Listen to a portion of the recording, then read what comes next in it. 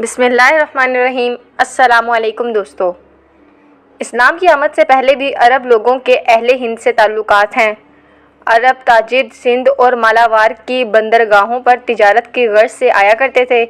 اہل ہند کا تذکرہ نبی اکرم صلی اللہ علیہ وآلہ وسلم کی زبان اقدس سے بھی بیان ہوا ہے۔ آپ صلی اللہ علیہ وآلہ وسلم کی بارگاہ میں جب ایک قبیلے کے لوگ حاضر ہوئے تو نبی کریم صلی اللہ علیہ وآلہ وسلم نے ان لوگوں کو دیکھ کر فرمایا کہ یہ کون لوگ ہیں جو ہند کے مرد معلوم ہوتے ہیں۔ ہند کے ایک ساحلی علاقہ مالاوار کے بادشاہ چکربرتی فرما کے بارے میں مشہور ہے کہ جب انہوں نے شکل قمر کا معجزہ دیکھا تو اپنے بیٹے کو ذمہ داری سونپ کر خود نبی کریم صلی اللہ علیہ وآلہ وسلم کی بارگاہ اقدس میں حاضر ہوئے اور آپ علیہ السلام کے دستے مبارک پر اسلام قبول کیا۔ امام حاکم نے المستدرک میں ہندوستان کے ایک بادشاہ سے متعلق ایک روایات بھی نقل کی ہے کہ اس نے نبی کریم صلی اللہ علیہ وآلہ وسلم کی خدمت عالیہ میں ایک ہدیہ پیش کیا۔ حضرت ابو سعد الخدری رضی اللہ تعالیٰ عنہ سے مروی ہے کہ آپ نے فرمایا، ہندوستان کے بادشاہ نے رسول اللہ صلی اللہ علیہ وآلہ وسلم کی طرف ایک برتن تحفہ میں بھیجا، اس میں ادرک تھی۔ نبی اکرم نے اس کو اپنے اصحاب رضی اللہ تعالیٰ عنہ کو ٹکڑے ٹکڑے کر کے کھلایا اور خود بھی اس میں سے کچھ حصہ کھایا۔ نور عالمی محقق ڈاکٹر محمد حمید اللہ اس واقعے کے حوالے سے لکھتے ہیں کہ اس نے ہادیہ کو مکان حضرت محمد صلی اللہ علیہ وآلہ وسلم کے ہاتھوں پر اسلام قبول کیا اور پھر آپ کے حکم پر واپس ہندوستان روانہ ہو گیا۔ راستے میں یمن کی بندرگاہ ظہار میں اس کا انتقال ہو گیا۔ یہاں آج بھی اس ہندوستانی بادشاہ کے مزار پر لوگ فاتحہ کے لیے آتے ہیں۔ انڈین آفس لندن میں پرانے مسعود نمبر عربی میں اس کی تفصیل درج ہے۔ زین الدین المبری کی تصنیف تحفۃ المجاہدین فی بعض اخبار الپرتگال میں بھی اس کا تذکرہ ہے۔ 18ویں صدی کے سلسلہ چشتیہ کے بزرگ اور عظیم مورخ غلام حسین آزاد بلگرامی نے ہندوستان کے حوالے سے 2 کتابیں المرجان فی آثار ہندوستان، شماعت الامر فی ما ورد من الہند سید البشر صلی اللہ علیہ وآلہ وسلم تحریر فرمائی ہیں۔ انہوں نے صوبہ المرجان فی آثار ہندوستان میں کئی صفحات پر مشتمل سرزمین پاک و ہند کا تذکرہ کیا ہے اور اس میں یہاں تک کہا ہے کہ حضرت آدم علیہ السلام سب سے پہلے ہندوستان میں اتارے گئے، ان پر وحی کا آغاز بھی یہیں سے ہوا۔ اس سے یہ بات ظاہر ہوتی ہے کہ یہی وہ ملک ہے جہاں خدا کی پہلی وحی نازل ہوئی۔ نور محمد صلی اللہ علیہ وآلہ وسلم حضرت آدم علیہ السلام کی پیشانی میں امانت تھا۔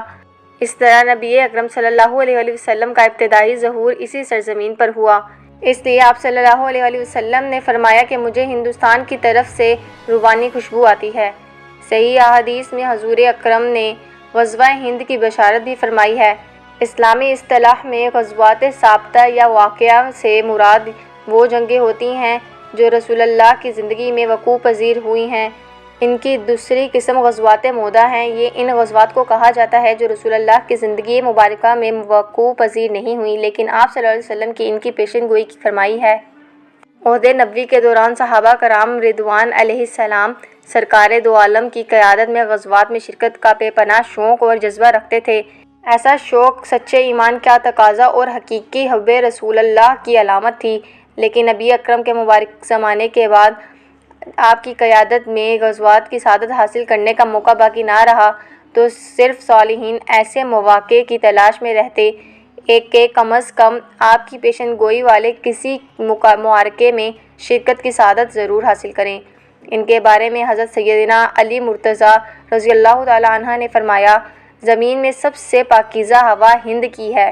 احادیث شریفہ میں ہندوستان کی فتح کی بشارت کا ذکر بہت تاکید کے ساتھ ہوا ہے، اس لیے صحابہ کرام کے دور سے ہی غزوہ ہند کا تذکرہ ہمیشہ ہوتا رہا۔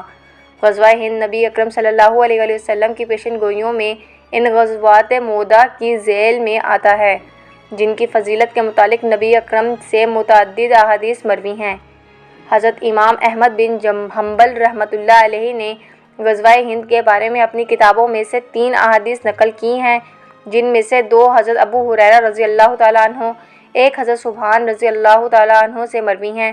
رسول اللہ نے ہم سے غزوہ ہند کے بارے میں وعدہ فرمایا ہے، اگر میں اس میں شہید ہو گیا تو میں سب سے بہترین شہیدوں میں سے ہوں گا اور اگر لوٹ آیا تو آگ سے آزاد کیا ہوا ابو ہریرہ ہوں گا۔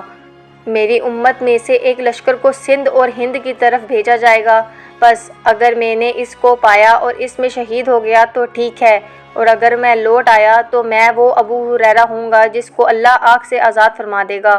نبی کریم صلی اللہ علیہ وسلم کے آزاد کردہ غلام حضرت ثوبان رضی اللہ تعالیٰ عنہ سے مروی ہے کہ آپ نے فرمایا کہ میری امت میں سے دو گروہ وہ ہوں گے جن کو اللہ تعالیٰ نے جہنم کی آگ سے محفوظ فرمایا ہے، ایک وہ گروہ جو ہند پر حملہ آور ہوگا اور ایک وہ گروہ جو حضرت عیسیٰ بن مریم علیہ السلام کے ساتھ ہوگا۔